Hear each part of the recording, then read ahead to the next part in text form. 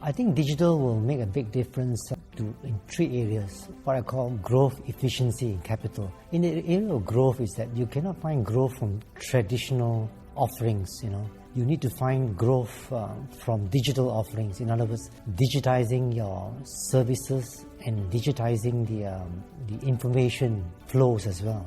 By doing that, you're able to implement more efficient business processes. You're allowing customers and consumers to do self-service, so you reduce the cost of providing service to your customers who are sophisticated enough to serve themselves. So you reduce costs, you increase efficiency, and that gives them more capital to invest in new technologies to roll out more efficient and digitized service offerings.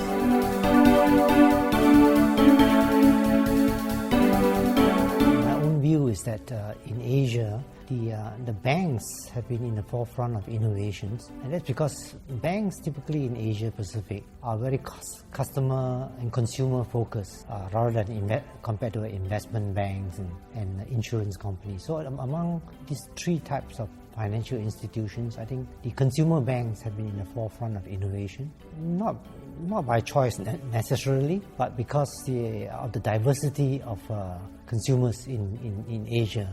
They had to be innovative in terms of their distribution of their products and the reach to the customers, from the unbanked to those with banking accounts. Then followed by the financial institutions that focus on high net worth individuals, focus on investment products. They also try to tailor their capabilities to their customers' requirements. I think insurance companies tend to lag behind because in Asia, they tend to use the agency workforce to reach out to their customers, and only some of them have started to begin to offer online and mobile access to their products and services. I guess the silver lining for the banks is that the regulation is still in each country. There are still regulatory mandates to protect the banking business, and regulation is the first barrier of entry for new players. But it won't be very long. I think the regulators are slowly relaxing rules for non-financial players to come into their space. So they have some time,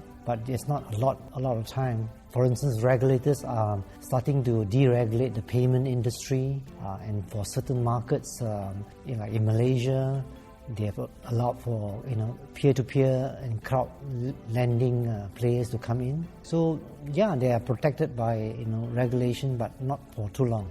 For them, I guess the silver lining is that it's 2 areas. Firstly, if they are really innovative and in their technology capabilities, they can often be acquired by banks who have lots of capital to acquire them, or they could themselves be very relevant to the unbanked ecosystem. There's still, I think, about probably half of the ASEAN and maybe to a lot extent the Asian population are still unbanked. So if they can reach the unbanked market with innovative financial products, then they could be a major competitor to banks. Well, by co-disruption, I meant joint investment, because in disruption you need to have an investment in infrastructure and investment in new technologies. Example is that a vendor can invest their technologies and take a stake in the business instead of just getting revenues from the business. They can take a stake in the business, equity stake in the business, in return for their injection of technology capabilities. That's one way. The other one is to go to market together on a revenue sharing model. Instead of charging the traditional licensing and the service price upfront, they could monetize it over by per transaction basis, offering with the banks software as a service or infrastructure as a service. So instead of upfront capex investment, they spread the return on investment over time. Have experimentation and piloting of new innovative ideas within their own customer segments first before launching it in a big way. Because until you understand customer behavior and customer preferences, it's not wise to launch the innovation to the mass market unless and until you have piloted it, you have understood customer behavior. So experimentation and piloting it for a small customer segment first, If the take-up is good, then you scale it.